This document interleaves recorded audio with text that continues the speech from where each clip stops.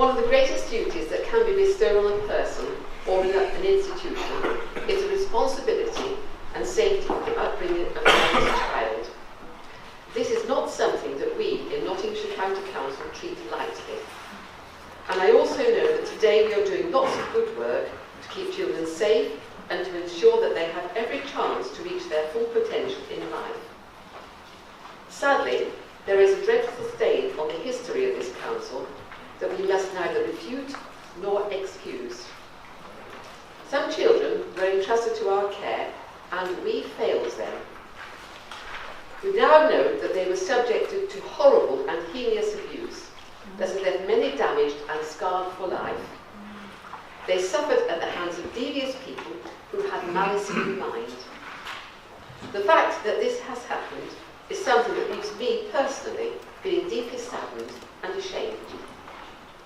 While we can't eradicate the evil that lurks within our society, we need to be taking every step to keep this away from our children. This is a period that will be examined in great detail by the independent inquiry into the child's sexual abuse later this year in October, and we continue to fully engage in the process, with the next stage being the second preliminary hearing at the end of this month. The process of laying bare the evidence during this period is undoubtedly difficult for this organisation, but there is no question this is the right thing to do. Looking back at those times, it feels like a very different county to the one where we live and work now.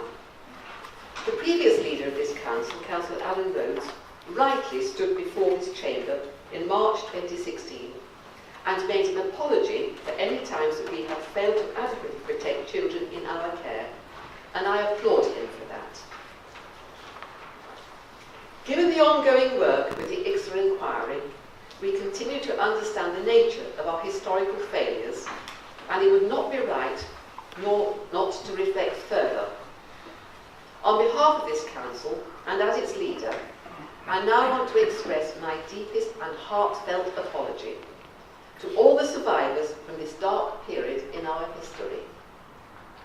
My pledge today to survivors is as follows. You will have a voice and you will be heard. You will not feel that your abuse has happened without steps being taken to address the failings of the past. You will never be left in any doubt that every effort has been made to bring all perpetrators to justice. Whilst there will always be people who seek to harm and abuse children and young vulnerable people, we have a duty of care to ensure that we do everything in our power to stop this happening. I am confident that this is now in place. While we will never be able to make good what was clearly so wrong at the time, we must do everything to protect children in our care today. In so doing, we will tirelessly work to lay bare the mistakes of the past and ensure that they are never, never repeated. The survivors are rightly demanding truth and justice, and we will do everything in our power to make sure that this